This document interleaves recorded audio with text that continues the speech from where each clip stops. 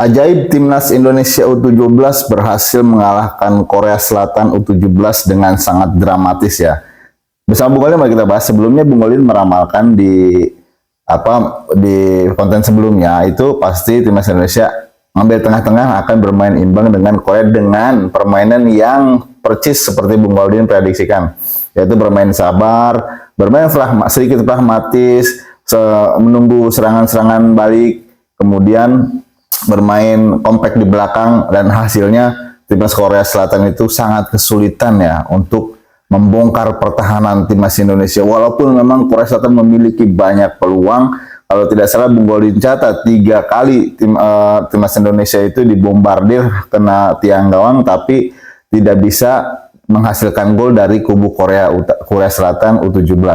Dengan hasil ini tentunya timnas Indonesia sangat mengejutkan ya, bisa menang 1-0, pemain kompak bertahan di belakang, sabar di belakang, tidak tergesa-gesa untuk menyerang ke depan, hanya sesekali melakukan serangan tapi berbahaya. Contohnya pada saat di babak pertama Mirza itu kalau misalkan dia lebih tenang sedikit aja itu bisa menjadi gol timnas Indonesia, tentunya lebih berpulang lagi di babak pertama untuk bisa mencetak gol, tapi akhirnya tidak terjadi gol karena kurang ketenangan kan. Bung Golin sudah katakan kemarin di konten sebelumnya, timnas Indonesia harus memanfaatkan peluang sedikit apapun melawan Korea, karena kita tidak akan memiliki banyak peluang karena Korea pasti akan mendominasi permainan, dan itu memang terjadi pada saat melawan timnas Indonesia ini. Tapi di akhir pertandingan umpan lambung atau umpan lemparan dalam Fabio menjadi skrimmage di depan gawang, akhirnya terjadi handsball di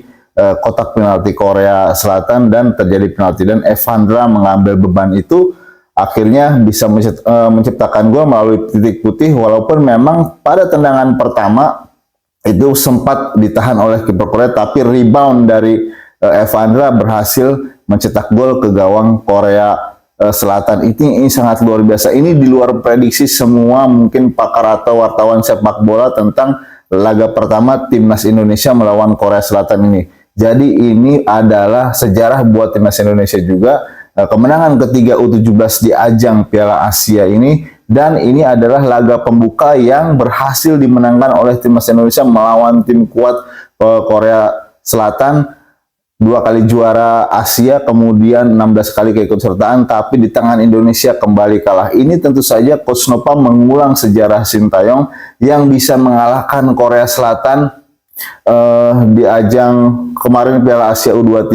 Coach Noppa kita tahu adalah selama menjadi asisten Sintayong, mungkin ilmunya dia bisa mengambil dari Coach Sintayong dan dia terapkan di timnas U17 ini dan menghasilkan kemenangan untuk timnas Indonesia ini, kemenangan yang manis. Dengan kemenangan ini tentu saja timnas Indonesia semakin dekat ke Piala Dunia jika berhasil mengatasi kedua lawannya, yaitu Afghanistan dan juga Yaman. Tentu saja dengan kemenangan ini kita sangat berbangga dan juga sangat mengejutkan ya, kemenangan timnas Indonesia atas Korea ini yang sebenarnya tadinya diprediksi bahwa Indonesia mungkin akan kalah. Bung Golin sendiri tidak berani memprediksi timnas Indonesia menang, hanya berani memprediksi timnas Indonesia imbang. Tapi nyatanya di lapangan timnas Indonesia bermain baik, timnas Indonesia U17 bermain kompak bertahan. Kita tahu beberapa pemain tadi sempat kelelahan, berjatuhan dan digantikan oleh pemain lainnya, tapi timnas Indonesia tetap stay kuat sampai menit ke berapa? Menit ke 100 tadi ya. Walaupun memang injury time itu 7 menit, tapi